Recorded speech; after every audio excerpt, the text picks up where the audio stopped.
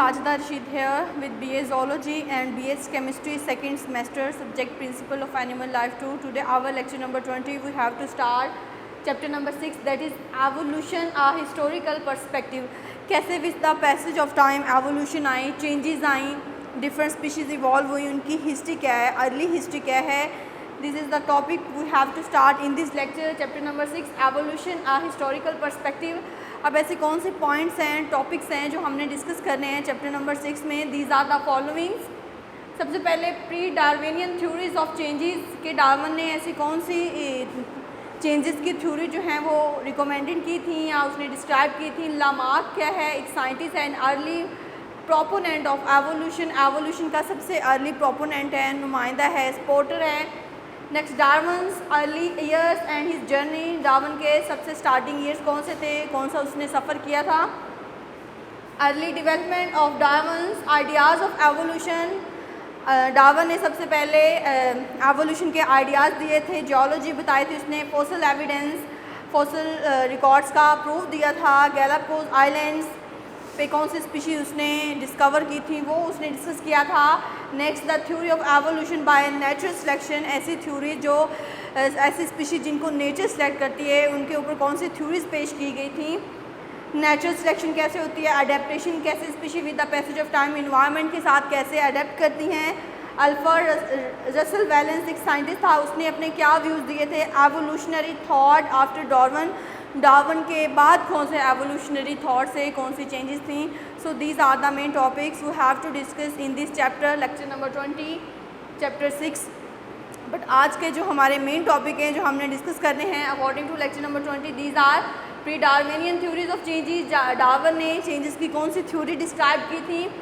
Lamarck and early proponent of evolution, evolution का सबसे पहला नुमाइंदा स्पोर्टर जो है वो लामार्क है. वो कैसे है, first of all Sportster of evolution. Darwin's early years, Darwin ने कौन से अपने स्टार्टिंग ईयर्स में कौन से जर्नी किए थे, कौन से सफ़र किए थे और उसने फिर कौन सी खिदमात सर अंजाम दी थी. So these are the topic we have to discuss in this lecture. सबसे पहले आज का जो हमारा टॉपिक है वो है pre Darwinian theories of changes. Darwin ने ऐसी कौन सी चेंजेस की थ्योरी डिस्क्राइब की थी, कौन सी डिस्कवर की थी, उसका क्या वर्क था.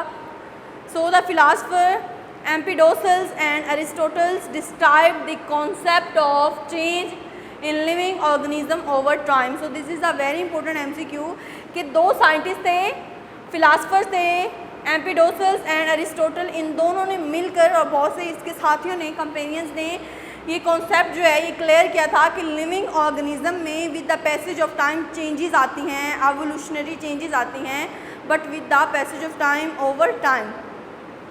नेक्स्ट जॉर्ज लॉइस बफन एक और साइंटिस्ट था, उसने ये प्रूव किया था कि वेस्टिजियल स्ट्रक्चर जो है रिड्यूस हो जाती हैं during the history of life on earth.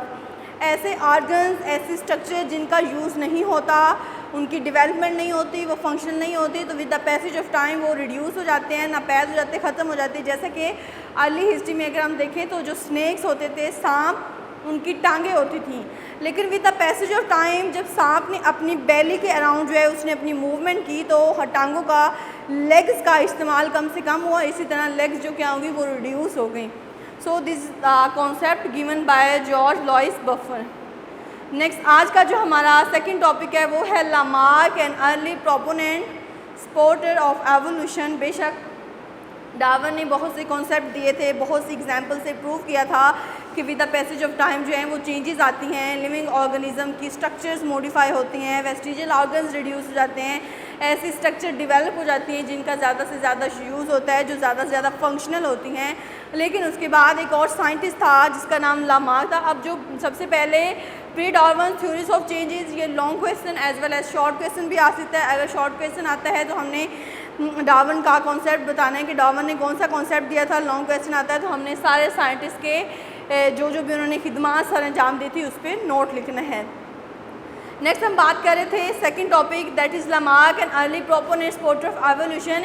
ये एवोल्यूशन को सबसे पहले सपोर्ट करने वाला साइंटिस्ट था. इसने एवोल्यूशन में जो चेंजेस आई थी उसका एविडेंस दिया था, उसका प्रूफ दिया था और इस चीज़ को सबूत के तौर पर ये बयान किया था कि with the passage of time changes आती हैं. Gene Baptiste Lamarck was a distinguished French zoologist. So this is the MCQ के फ्रेंच zoologist का क्या नाम था? Jean Baptiste Lamarck. He believe that species are not constant and that existing species were derived from pre-existing species. इसने कहा था कि ऐसा नहीं है कि species next to next generation सालों साल जो है वो सेम रहती हैं, ऐसा नहीं होता. With the passage of time changes आती हैं स्पीशीज़ के स्ट्रक्चर में, स्पीशीज़ की जीन में, उनकी जीन में चेंजेस आती हैं, उनकी करैक्टरिस्टिक्स में चेंजेस आती हैं, और जो न्यू स्पीशीज़ इवॉल्व होती हैं, न्यू स्पीशीज़ प्रोड्यूस होती हैं, वो ऑलरेडी प्री एग्जिस्टिंग स्पीशीज़ से ही मार्जे वजूद में आती हैं. ये कॉन्सेप्ट दिया था जीन बैप्टिस्ट लेमार्क ने. नेक्स्ट उसने ये बताया था he gave theory of inheritance of acquired characteristics. उसने ये बताया था कि इनहेरिटेंस ऑफ एक्वायर्ड कैरेक्टरिस्टिक्स, उसने ये बताया था कि जो न्यू जनरेशन हैं, न्यू स्पीशीज़ हैं, वो अपने वालदैन से, अपने आबा व अजदाद से अपनी वरासत में जो खसूसियात लेते हैं वो अगली नेक्स्ट नस्ल में ट्रांसफ़र होती हैं. अब उसने इसकी बेस्ट एग्जांपल दी थी जिराफे की. उसने कहा था कि ऐसे जिराफे जिनकी नेक स्मॉल थी और वो ग्रेजिंग करते थे, चारा चरते थे, ग्रास वगैरह खाते थे. तो with the passage of time जब लोगों ने फॉरेस्ट ख़त्म कर दिए, जंगलात ख़त्म कर दिए, बिल्डिंग्स बना ली, कंस्ट्रक्शंस बना ली, डिफरेंट फैक्ट्रीज़ की डेवलपमेंट कर ली, तो क्या हो गया? With the passage of time grasses ख़त्म हो गए. अब ऐसे जिराफे, ऐसे ज़ेबरे जिनकी नेक जो है वो स्मॉल थी, तो वो with the passage of time उनके सर्वाइवल चांसेस कम हो गए, क्योंकि वो तो सिर्फ ज़मीन से ग्रॉस खाते थे, ग्रेजिंग करते थे. और फिर ऐसे जिराफे जिनकी नेक जो है वो स्मॉल थी, वो with the passage of time extinct हो चुके थे, नापैद हो चुके थे. अब उन्होंने अपनी डाइट को, अपनी सर्वाइवल चांसेस को बढ़ाने के लिए कुछ जिराफे जो हैं उन्होंने ट्रीज़ के ऊपर अपनी नेक को स्ट्रेच करके ट्रीज़ के लीव्स को खाना स्टार्ट कर दिया. अब जैसे ही वो अपनी नेक को स्ट्रेच करते थे तो उनकी गर्दन लंबी हो गई, और इसी तरह नेचुरली उनको सेलेक्ट कर लिया. वो उन्होंने खुद को इन्वायरमेंट के साथ अडेप्ट कर लिया, और इसी तरह फिर उनकी जो नेक्स्ट जनरेशन आई थी उनकी भी गर्दनें लंबी थी, क्योंकि वो इन्वायरमेंटल अडेप्टेशन थी, उन्होंने खुद को अपने इन्वायरमेंट के साथ अडेप्ट किया था. और ऐसे जिराफे जिनके सर्वाइवल चांसेस बढ़ गए थे, उनकी नेक्स जो हैं वो स्ट्रेच होने की वजह से लंबी हो गई थी. और इसी तरह अगली जनरेशन में जितने भी फिर जिराफे थे उनकी भी गर्दनें लंबी थी. क्यों लंबी थी? क्योंकि वो स्ट्रेच करते थे और दख्तों के लीव्स खाते थे, इसी तरह उनके सर्वाइवल चांसेस बढ़ गए थे. तो these are the changes with the passage of time, these are the evolutions.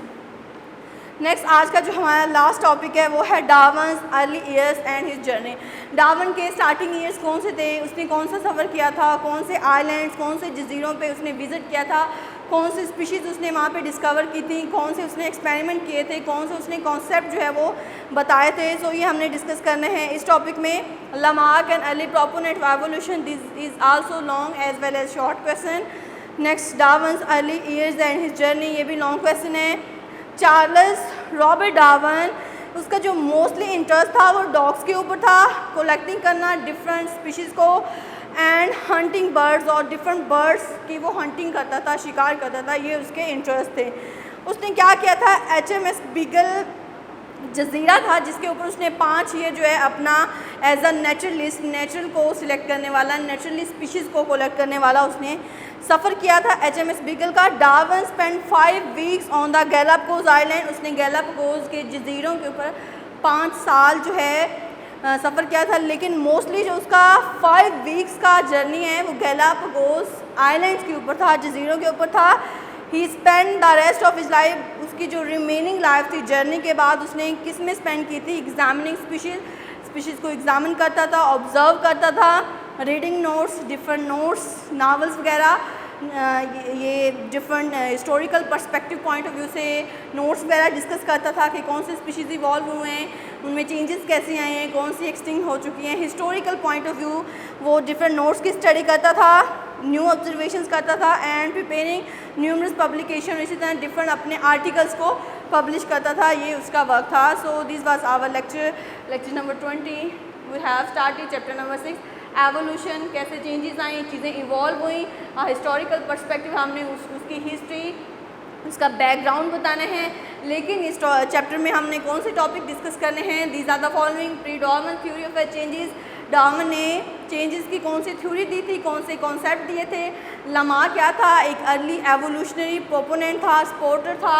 Next Darwin theory, early years and his journey, Darwin के कौन से स्टार्टिंग ईयर थे, उसने कौन सा सफ़र किया था. Early development of Darwin's ideals, ideas of evolution, इसने एवोल्यूशन के आइडियाज़ क्या दिए थे, डेवलपमेंट क्या थी, जियोलॉजी इसने बताई थी, फॉसिल एविडेंस, फॉसिल रिकॉर्ड्स बताए थे, गैलापागोस आइलैंड का इसने सफ़र किया था। Next theory of evolution by nature selection, ऐसी स्पीशीज़ जिनको नेचर ने सिलेक्ट कर लिया था वो कैसे इवॉल्व हुई थी, नेचर ने कैसे इनको सिलेक्ट किया, अडेप्टेशन क्या हुई, अल्फ्रेड रसल बैलेंस साइंटिस्ट ने कौन सी अपनी परफॉर्मेंस जो है वो फुलफ़िल की थी, evolutionary thoughts after Darwin, Darwin के बाद कौन सी चेंजेस आई थी, कौन से थॉट्स थे, कौन से साइंटिस्ट ने इनको एक्सप्लेन किया था। लेकिन आज के जो हमारे मेन टॉपिक हैं, these are the three predominant theory of changes, Lamarck and early proponent supporter of evolution, Darwin's early years and his journey. लेकिन सबसे पहले हमने बात करनी है predominant theory of, pre Darwin mean Darwin से पहले, pre Darwin it's mean Darwin से पहले जो से साइंटिस्ट ने वर्क किया है,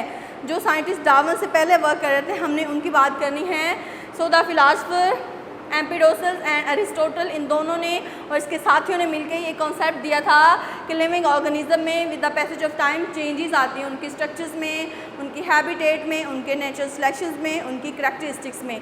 नेक्स्ट उसने बात की थी जॉर्ज लॉइस बफन, एक और साइंटिस्ट था, उसने ये चीज़ शो की थी कि वेस्टिजियल स्ट्रक्चर जो हैं with the passage of time on life on the earth ये रिड्यूस हो जाती हैं। इसकी बेस्ट एग्जांपल स्नेक की है कि अगर हम अर्ली हिस्ट्री में स्नेक्स की हिस्ट्री को डिस्कस करें तो स्नेक्स की लेग्स होती थी, टांगें होती थी, लेकिन with the passage of time जब टांगों का यूज़ कम हो गया तो वो रिड्यूस हो गई, ख़त्म हो गई। नेक्स्ट हमने लामार्क की बात करनी है। Lamarck and early proponent supporter of evolution, ये एवोल्यूशन का सबसे पहला सपोर्टर था, नुमाइंदा था।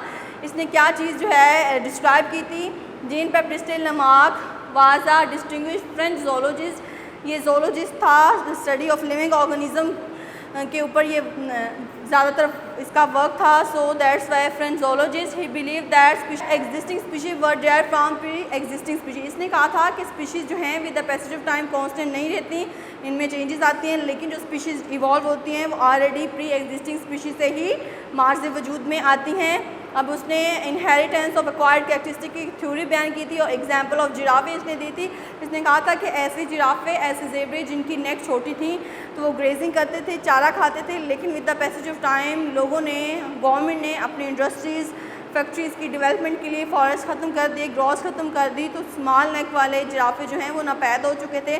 और ऐसे जिराफे जो अपनी नेक को स्ट्रेच करते थे और ट्रीज़ के पत्तों को खाते थे, लीव्स को खाते थे, उनके सर्वाइवल चांसेस बढ़ गए थे और यही करैक्टरिस्टिक्स उनकी नस्ल जनरेशन में, उनकी नेक्स्ट जनरेशन में जो हैं ये शो हुई थी करैक्टरिस्टिक्स।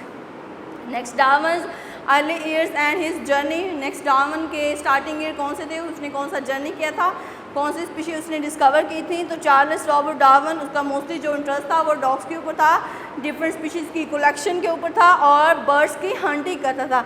नेक्स्ट उसने HMS बीगल, एक जजीरा है, उसके ऊपर उसने सफ़र किया था, लेकिन 5 ईयर के जजीरे में उसने एज अ नेचुरली स्पीशीज़ को कलेक्ट किया था और 5 वीक्स उसने गैलापागोस आइलैंड के ऊपर अपने स्पेंड किए थे। लेकिन उसकी जो रिमेनिंग लाइफ थी जर्नी के बाद, उसने डिफरेंट स्पीशीज़ को एग्जामिन करने में, उनकी ऑब्जर्वेशन में, डिफरेंट हिस्टोरिकल नोट्स की रीडिंग में और मेकिंग न्यू ऑब्जर्वेशन, बहुत सारे न्यू एक्सपेरिमेंट्स किए, ऑब्जर्वेशंस की और preparing numerous publication, different articles उसने पब्लिश किए, ये उसका वर्क था। So this was our lecture number 20. I hope so you understand very clearly. If you feel any query, so you can ask question, but these topics you have to prepare from the book Principle in Animal Life, paper A.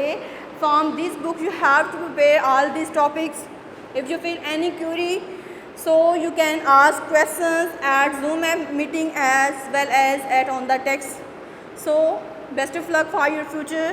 Prepare these topics very attentively. See you again in the next lecture. Allah Hafiz. Take care of you.